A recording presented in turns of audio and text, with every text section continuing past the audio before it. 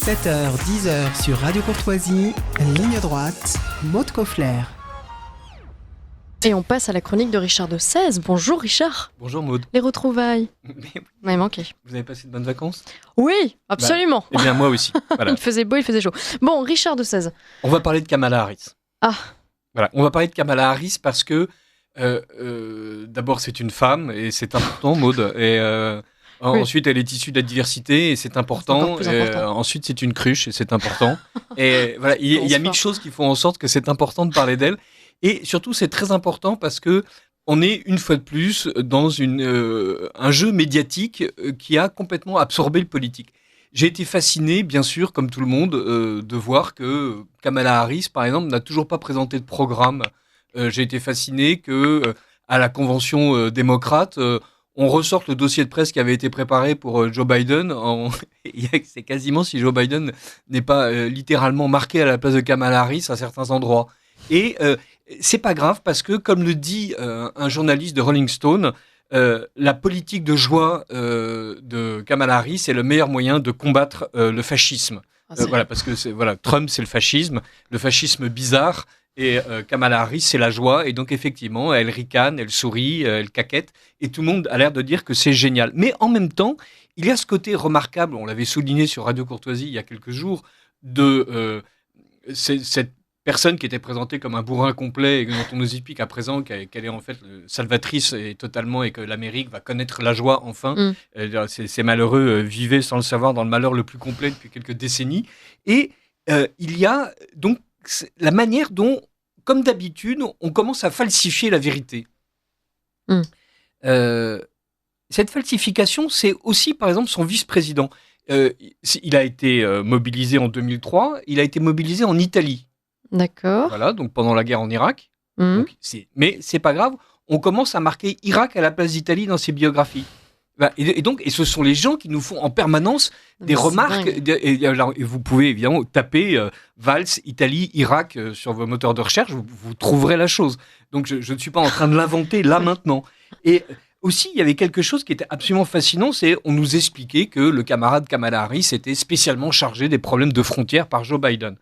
Et un journaliste, Steph W. Kite, disait que la vice-présidente était véritablement en charge du problème des immigrants à la frontière mexico-américaine, qu'elle était en tête des efforts pour faire en sorte de gérer le flux de migrants.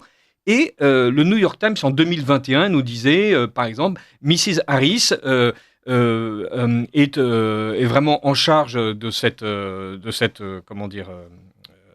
gestion. La semaine dernière, Roberta Jacobson, l'ancien ambassadeur à Mexico, a choisi comme Mr. Biden Border Czar. Autrement dit, on présentait le camarade Kamala Harris comme le tsar des frontières. Voilà. Et qu'est-ce qui se passe ? Eh bien, le Time, 3 ans plus tard, nous dit « Kamala Harris n'a jamais été le tsar des frontières de Biden ». USA Today nous dit Kamala Harris n'était pas en charge des frontières ni des problèmes de l'immigration. CBS nous dit « Quelle est la vérité à propos du rôle exact de Kamala Harris sur l'immigration dans l'administration Biden ?» Et le New York Times « Pourquoi les républicains continuent d'appeler Kamala Harris le tsar des frontières ?» En fait, c'est génial. Donc, les mêmes journaux démocrates qui expliquaient que Kamala Harris était vraiment le cadre en matière de gestion migratoire sont en train de nous dire mais pas du tout, absolument pas. C'était un truc absolument minime. Il y a vraiment, il y a pas de souci. Il y a pas du tout de raison de croire que Kamala Harris était spécifiquement en charge d'un truc qui effectivement a été géré d'une manière totalement catastrophique. Et ce sont les mêmes dans les mêmes journaux qui le disent. Et il y a même The Free Press, qui est un journal en ligne que je suis avec admiration et bonheur, ça me permet d'avoir l'air d'être au courant alors que je me contente de pomper leurs articles. Remarquez que Axios en 2021 parlait de Kamala Harris comme la reine de la frontière, le tsar des frontières, et en 2024 s'excuse d'avoir dit ça et réédite son article de 2021 en expliquant non, on s'était trompé en fait. Voilà, donc il y a une réécriture de l'histoire. Et c'est vraiment fascinant. Milan Kundera, dans un de ses romans, nous dit que tous les partis politiques veulent prétendre faire en sorte que le futur soit meilleur et donc mettre en forme un meilleur futur. Et en fait, c'est faux. Le futur est en fait un vide complet et la seule chose que les partis sont capables de faire, c'est de maîtriser le passé, parce que le passé est plein de vie, le passé est plein de couleurs.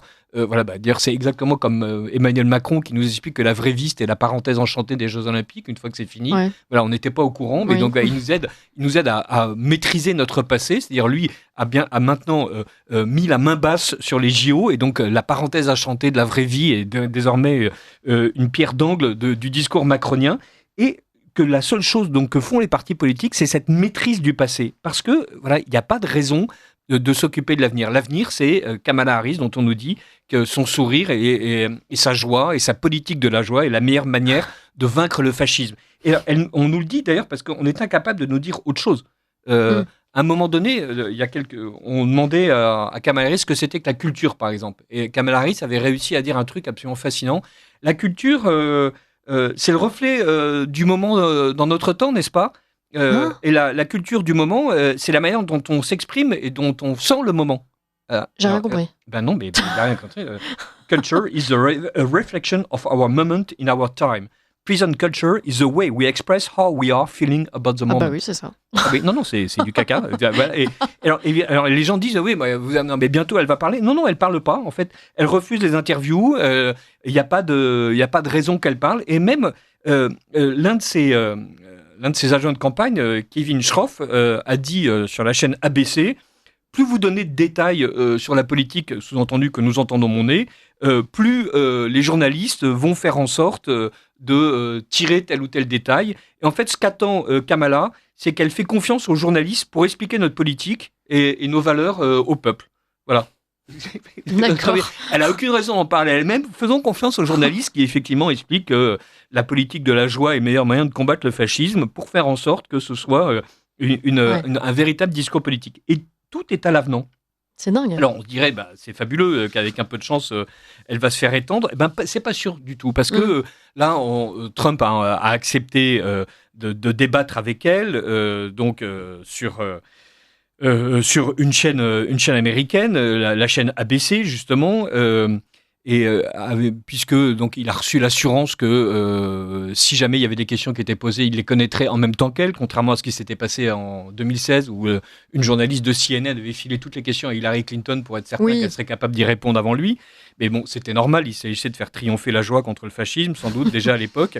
Et là, il espère que, puisqu'il n'y aura pas de public, que les micros seront coupés, donc on ne pourra pas interrompre l'autre. D'ailleurs, Kamala Harris et son équipe ne sont pas d'accord. Elles aimeraient bien pouvoir interrompre en ricanant et en disant joie, joie, joie en permanence chaque fois que Trump ouvre le bec.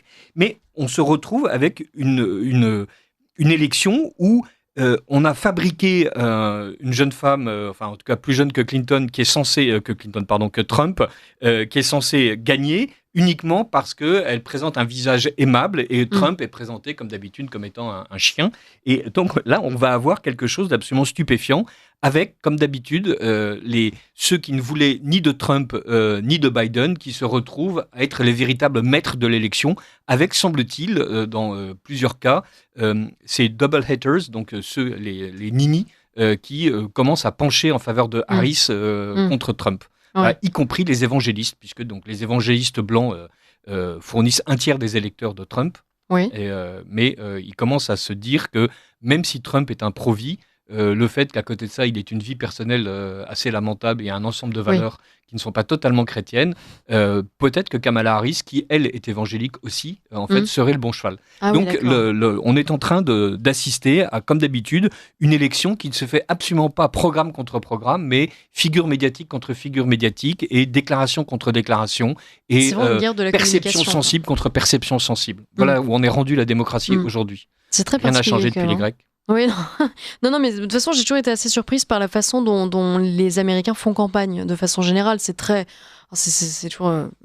comment on pourrait appeler ça? Enfin, c'est vraiment la guerre de la communication, toujours. Oui, puis c'est un spectacle. Enfin, Oui, c'est un spectacle, voilà, c'est ça. la convention démocrate ou la convention républicaine, c'est un truc de cirque. Oui, oui. Il n'y a pas d'autre mot. Je veux dire, entre les acclamations, les clips, les fanfares, la musique, etc. Alors que quand on voit les choses d'une rare sobriété comme Macron, voilà, qui est toujours vraiment dans la retenue. Mais je trouvais qu'il y avait du Macron dans le verbe, là, lorsque vous avez cité Kamala Harris au sujet de la culture, mais c'est vraiment...